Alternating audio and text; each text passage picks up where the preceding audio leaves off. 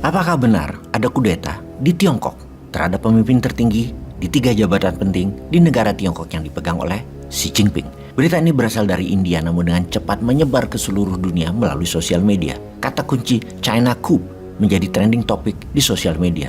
Kalau benar hal ini terjadi, Xi Jinping dikudeta, maka ini akan menggemparkan dunia. Shocking news yang akan membuat kepala negara banyak dunia ketar-ketir. Jabatan mereka bisa digulingkan juga karena banyak faktor.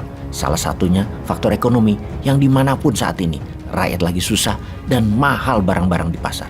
Kudeta Xi Jinping jangan-jangan menjadi menginspirasi oposisi di banyak belahan dunia, terutama ketika pemimpin berkuasa menggunakan strategi otoritarian. Apapun itu sebaiknya kita detailkan apa yang terjadi di Tiongkok. Pertama, who is Xi Jinping?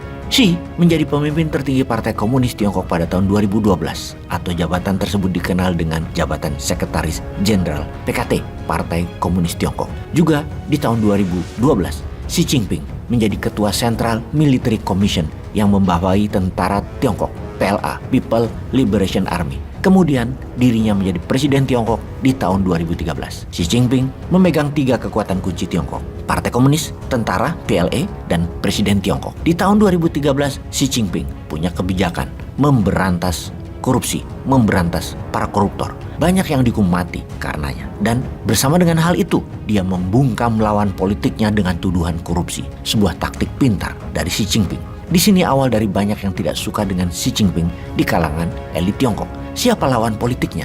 Mereka adalah orang-orang mantan pemimpin Tiongkok sebelum Xi Jinping. Orang-orangnya Jiang Zemin dan orang-orangnya Hu Jintao. Khususnya orang-orangnya Jiang Zemin. Sekedar mengingatkan bahwa dalam 40 tahun terakhir ada 1.100 bilioner atau pengusaha triliun rupiah nilainya di Tiongkok. Banyak yang jadi karena kebijakan Jiang Zemin yang mengatakan biarkan swasta menjadi kaya dan makmur. Mereka juga patriot. Dan kemudian dengan kemudahan serta kebijakan Jiang Zemin tersebut membuat banyak pengusaha Tiongkok menjadi bilioner tingkat dunia. Salah satunya Jack Ma. Pengamat bahkan menyimpulkan langkah Jiang Zemin lah yang membuat swasta Tiongkok menjadi pemain dunia, di mana Xi Jinping selama menjadi pemimpin dalam negerinya tidak terlalu dibangun, malahan membatasi. Xi memang berambisi menjadi raja dunia. Ini akan kita jelaskan panjang sesungguhnya dan pasti Bosman akan urai demi para sahabat mengerti cara bernegara. Bagaimana nanti kita bisa tiru apa yang seharusnya dilakukan di dalam negeri Indonesia. Bagaimana misalnya dulu di Tiongkok Deng Xiaoping dan Jiang Zemin dan menaklukkan dunia ala Xi Jinping. Kita harus pelajari supaya kita paham. Sebagian langkah Tiongkok ini pantas Indonesia tiru.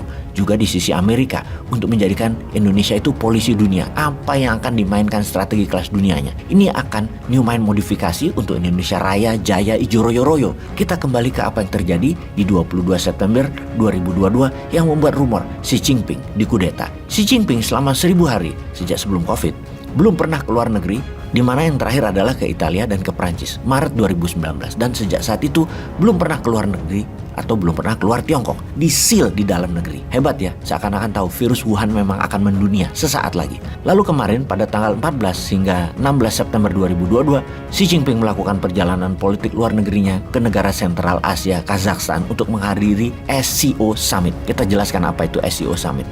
SCO adalah Shanghai Cooperation Organization atau Pakta Shanghai, merupakan sebuah organisasi antar bangsa di kawasan Asia yang dianggotai oleh China atau Tiongkok, Rusia, Kazakhstan, Kyrgyzstan, Tajikistan, dan Uzbekistan.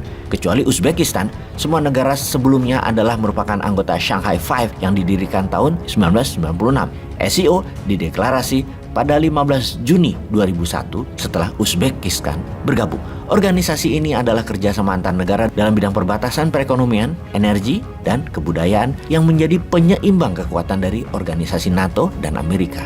Di tempat ini juga SCO Summit, Putin bicara panjang dengan Xi Jinping, di mana Xi Jinping di dalam negerinya baru saja mengeksekusi mati 3 pejabat senior anti Xi Jinping di PLA atau petinggi People Liberation Army. Ketika Xi Jinping tidak ada di tanah airnya, sedang ada di SCO Summit, terjadi meeting rahasia yang berencana menggulingkan Xi Jinping. Terjadi di Politbiro PKT Partai Komunis Tiongkok. 16 September, sebelum acara summit selesai, Xi Jinping bergegas balik ke Tiongkok. Setibanya di airport, Xi Jinping disambut sejumlah pasukan militer, dan sejak saat itu kejadiannya tidak jelas apa yang terjadi terjadi di Tiongkok. Dalam beberapa hari setelahnya, 65% keberangkatan pesawat di-cancel dan ini menjadi tanda tanya besar. Hingga saat ini belum ada jawabannya. Apa yang terjadi? Mengapa pesawat banyak yang di-cancel perjalanannya? Apakah Xi Jinping jadi tahanan rumah yang dilakukan oleh lawan politiknya? Atau dia diselamatkan oleh pendukungnya? Ada gerakan menarik di tanggal 22 September yaitu konvoi militer ke Beijing dengan panjang puluhan kilometer. Ada apa lagi ini? Ada hal yang perlu diperhatikan. Sehari sebelumnya pada tanggal 21 September dalam pertemuan penting di Central Military Commission kemarin, sosok Xi Jinping tidak ada.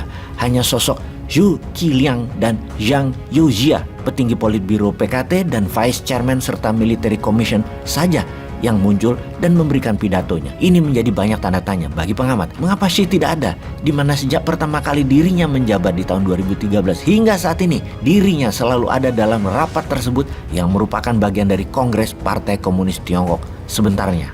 Bulan September 2022 akan ada Kongres Partai Komunis Tiongkok di mana Xi Jinping diagendakan akan menjadi Presiden Tiongkok periode ketiga. Setelah Kongres tersebut, di mana Xi Jinping di tahun 2018 membuat keputusan bahwa tidak ada batasan jabatan Presiden Tiongkok, bisa seumur hidup selama Kongres Partai Komunis seseorang diputuskan menjadi presiden. Xi Jinping mendesain dirinya untuk ketiga kalinya menjabat Presiden Tiongkok. Apakah benar ada kudeta atau tidak? Indonesia harus waspada. Jangan hanya terinspirasi untuk terus menjabat, buat rakyatnya juga harus ada. Juga buat negaranya Indonesia harus ada. Menjadi negara nomor 1 di dunia di tahun 2045.